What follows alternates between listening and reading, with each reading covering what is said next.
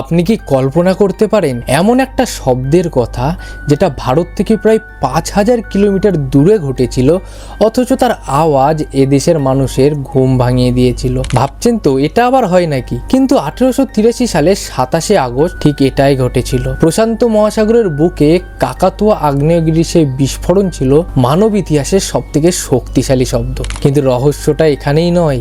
আসল রহস্য হলো ২০০৪ সালের সেই ভয়াবহ সুনামির বহু আগে ভারত আরও একবার এক ভয়ঙ্কর সমুদ্রের তাণ্ডব দেখেছিল, যা আজ ইতিহাসের পাতায় ধুলো চাপা পড়ে গেছে। আপনি কি আন্দাজ করতে পারছেন কিভাবে একটি আগ্নেয়গিরি সুদূর ইন্দোনেশিয়ায় ফেটে ভারতের সমুদ্রতটকে একেবারে তছনছ করে দিয়েছিল? ১৮৮৩ সাল, তখন ভারত ব্রিটিশ শাসনের অধীনে। সেই সময় হঠাৎ একদিন দক্ষিণ ভারতের সমুদ্র উপকূলের মানুষগুলো এক অদ্ভুত গর্জন শুনতে পান। তারা ভেবেছিলেন হয়তো কাছাকাছি কোথাও কামানের গোলা ছোড়া হচ্ছে, কিন্তু তারা জানতেনই না সেই শব্দটা আসছে সুদূর ইন্দোনেশিয়া থেকে। কাকাতুয়া দ্বীপের সে আগ্নেয়গিরি যখন ফেটে চৌচির হয়ে গেল, তার শক্তি ছিল হিরোশিমায় ফেলা পারমাণবিক বোমার চেয়েও প্রায় ১৩,০০০ গুণ বেশি। আর সেই বিস্ফোরণ যে শকওয়েভ তৈরি করেছিল তা পুরো পৃথিবীকে ৭ বার প্রদক্ষিণ করেছিল। কিন্তু সেই কম্পনের ফল হিসাবে ভারতের সমুদ্রতটে যা ধেয়ে আসছিল তা কেউ ভাবতেও পারেনি।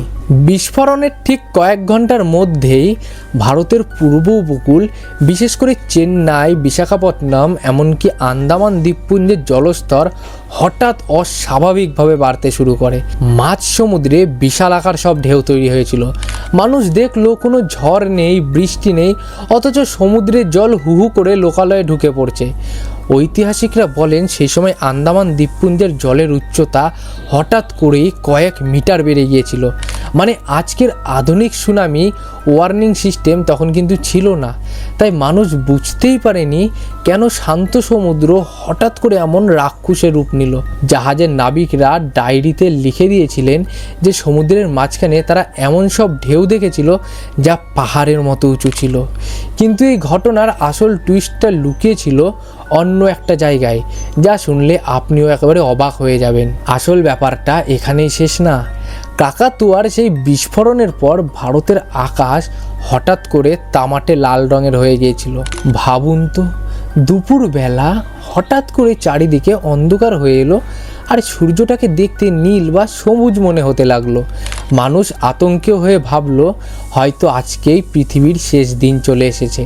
বিজ্ঞানীরা পরে ব্যাখ্যা করেন যে ওই আগ্নেয়গিরির ছাই বায়ুমণ্ডলের এত উপরে উঠে গিয়েছিল যে তা সারা পৃথিবীর ওপর একটা আস্তরণ তৈরি করেছিল। ভারতে তখন তাপমাত্রা কয়েক ডিগ্রি নেমে গিয়েছিল এবং টানা কয়েক মাস ধরে সূর্যাস্তের সময় এক অদ্ভুত রক্তিম আভা দেখা যেত। এখানেই গল্পটা পুরো উল্টে যায়। ভারতবর্ষে তখন জানতও না যে হাজার হাজার মাইল দূরে একটা দ্বীপ মানচিত্র থেকে মুছে গেছে বলেই এ দেশের প্রকৃতি এমন অদ্ভুত আচরণ করছে। এই ঘটনার একটা লুকানো সত্য আছে।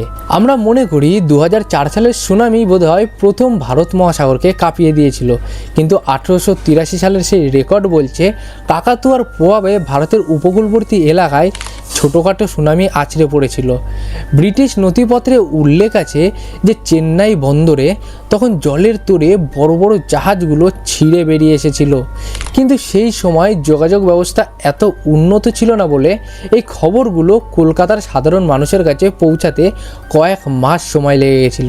ভাবুন তো, আজকের দিনে হলে আমরা সেকেন্ডের মধ্যে ফোনের নোটিফিকেশান পেয়ে যেতাম, কিন্তু ১৮৮৩ সালে মানুষ শুধুমাত্র আকাশের লাল রং দেখে ঈশ্বরের কাছে প্রার্থনা করত।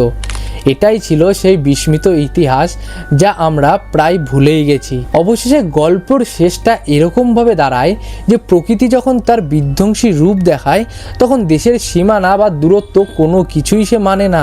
ইন্দোনেশিয়ার এক বিস্ফোরণ ভারতের সমুদ্রের জল আর আকাশের রং বদলে দিয়েছিল চিরতরে। সেই শব্দটা আজও পৃথিবীর ইতিহাসে রেকর্ড বা সবথেকে উচ্চ শব্দ হিসাবে রয়ে গেছে।